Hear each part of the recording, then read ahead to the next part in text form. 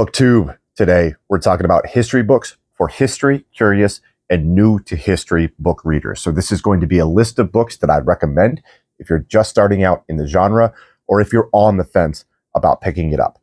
Because yeah, it can be intimidating. And the level of accessibility of some of these history books varies so much from book to book, and it can be hard knowing which ones are going to be super dry information dumps compared to ones that have a certain flair and readability about them that also work well as an introduction to topics for readers across all experience levels. So let me be your guide, and we'll get through this together, and hopefully this will open up a whole new world of reading for you. Now, first, the genre that you probably want to start with is something called popular history. Popular history aims its sights at a wide audience. They usually focus on narrative over academic and scholarly analysis. There's more personality to them. There's a storytelling aspect to it that you won't see in the denser books. For example, I love From Cyrus to Alexander, A History of the Persian Empire by Pierre Briand, but it's a scholarly dense work that's 1,200 pages, and it's trying to cover all these aspects in great detail.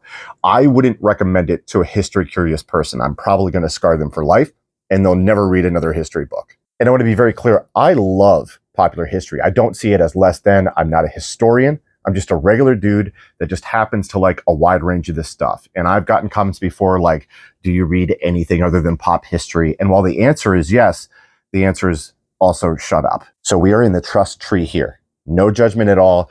Not only are the following books for beginners, but I've been reading history books for about 25 years, and I love them too. For this first set, I'm going to recommend an author and work through some of his catalog to see if there's a topic that snags your brain, because this author is known for his books being very accessible. He has an eye for where the story is, and he's excellent at taking complex subjects and introducing them in a way that's informative and entertaining, and that author is Dan Jones. And I recently attended an author event where he was talking about his new biography on my Patreon. We are doing a contest in October where you can win a copy of this book. So go check that out if you're interested in that or all the other things that we got going on over there. I'm already about a quarter way through this, and it's really doggone good. And I'll say getting to meet Dan was a really awesome experience. He's really laid back. He has a great sense of humor. He's very approachable. I really enjoyed my interactions with him. So if that kind of thing matters to you, in my limited time with him, I can say that he seems like a cool dude, and I'm rooting for him. Now, he's got an extensive catalog, but some of my favorites include the following: The Plantagenets, the warrior kings and queens who made England; The Wars of the Roses, the fall of the Plantagenets and the rise of the Tudors; Crusaders, the epic history of the wars for the Holy Lands; and Powers and Thrones, a new history of the Middle Ages. Now, a few years back, one of my historical blind spots was the history of England and the UK as a whole, and approaching a whole new subject like that can be daunting. So I picked up The Plantagenets and I was hooked immediately. This takes you from the White Ship disaster in 1120 through the reign of Richard III in 1485. And I found the later period so fascinating that I went for even a deeper dive with The Wars of the Roses, which this is a great combo. Now, The Wars of the Roses is super complicated. It's easy to confuse this Henry for that Henry, or Edward, or this Duke for another, but Jones really excels at making it all digestible and easy to understand. And on that front, I have an extra tip for you. So while I was reading this, I was also watching the Starz limited series, The White Queen and The White Princess. Now, these are based on historical fiction, so it's not going to be one for one. And there are some liberties taken, as you would expect. But not only were these excellent, but they also helped me put actor faces on the names I was reading, and it just reinforced everything for me. It was a crazy comprehension boost, and it's an experience that I would highly recommend. And that's something that I like to do often. If I'm reading a history book about a topic, I'll try to find shows and movies that align with that, sometimes just for the vibe, right? But I'm also chasing that Wars of the Roses dragon for the comprehension boost. Now, the one that works best as a sampler platter that is a sweeping history covering the entire Middle Ages from a number of angles is Powers and Thrones. Now, you may go through the different chapters of this and go, I didn't care for like the chapter on the Byzantines, but the Arabs chapter was fascinating. Okay, follow up on that with something like Destiny Disrupted by Tamim Ansari, which is also very accessible, and then continue to dial in even more on your interests. Or maybe you didn't care for the chapter on monks, but you loved the chapter on knights. Then you'd read something like The Greatest Knight by Thomas Asbridge, which is something I really need to do because I've heard amazing things about this. So this is a great book for finding what really scratches that itch in your brain. What about a different subject, like my personal favorite, ancient Rome. Who are the authors reaching a wide audience with their books on that? Now, I have some personal favorites like Emma Southon. I think a book like A Rome of One's Own is super entertaining and works as a sweeping history. I talked about her on my favorite authors video, so if you want more about her, go check out that video. This is awesome though. Mary Beard is an icon of the genre. You could pick up something like SPQR, which is another sweeping history of ancient Rome. Now, I'd also say that Anthony Everitt is super accessible. Like if you want to start from the very beginning of Rome, you can start with his book, The Rise of Rome, The Making of the World's Greatest Empire. This will give you a pretty solid base from which to work, and it can sometimes be difficult to find good books on the very early stages of Rome, and this gives some pretty decent coverage. Now, where Everitt really excels is with his biographies, and that may be an easier gateway for some people. In that case, I have my issues with the statesman Cicero, but I loved Everitt's biography on him, and this is great because it has that personal touch.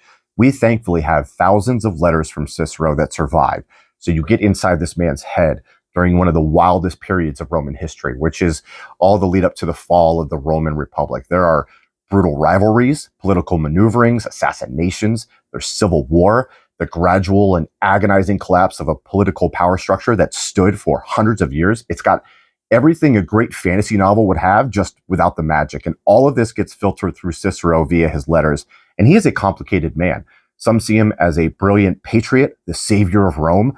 Others see him as a cranky coward, a weasel, and a narcissist. But no matter where you land on the man that he is an important figure, and it's a gift to us that his correspondence survives so we can see it through his eyes. Now, you could follow up on that with his biography on Augustus, who was Rome's first emperor. Now, if you want to get really, really messy, I'm talking really messy, and I often do, I'm really interested in Everitt's biography on Nero. He was the last of the Julio-Claudian emperors, and the Julio-Claudians dominated Rome for so long. This is a fascinating character. For this next section, I'll go one book per author in a more rapid fire style. These are a handful of books that I've read and feel fall into this accessible history catalog. This one was really fun for me because it kind of bounces around to different periods. It also has an elite title, Greek Fire, Poison Arrows, and Scorpion Bombs, Biological and Chemical Warfare in the Ancient World by Adrienne. Now in this, you get recipes for booby traps rigged with the plague, poison arrowheads, petroleum-based combustibles, choking gases,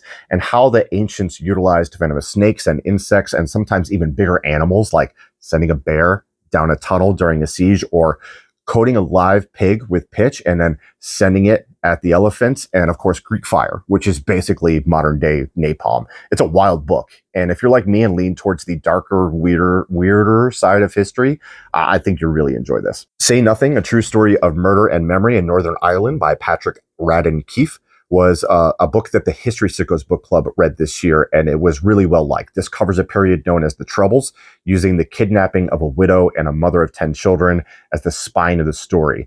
I knew next to nothing about the IRA and this conflict going into it, and now I'm really intrigued to learn more. And this was really well written and well researched. Check it out. Nothing to Envy, Ordinary Lives in North Korea by Barbara Demick.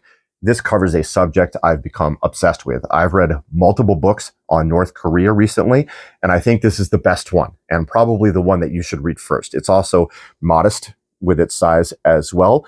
This thing does pack a punch. What I like about it is how you get the zoomed out historical facts mixed with the zoomed in personal stories, showing how the history of North Korea impacts its average citizens every day. Like many people, I also had a period where I was obsessed with Viking history, and something super easy to read with lots of action is The Sea Wolves, A History of the Vikings by Lars Brownworth. If you watched the show Vikings and wanted more, this is a great entry point to that subject. Now, the casual readers that I know in my life really enjoyed this last one, and it's on a subject that I find really cool. The Rise and Fall of the Dinosaurs, A New History of a Lost World by Steve Brusatte. This is a New York Times bestseller, a Goodreads Choice Award winner, and it's on numerous other outlets with their best books of the year list. It's everything I wanted it to be, and every question that popped in my head while I was reading it was eventually answered. I learned so much from this, and I had a great time doing it. So that's a stack of books for you to look into. If you liked what you saw, hit the subscribe button, smash the like button. I'll see you on the next one. Appreciate y'all.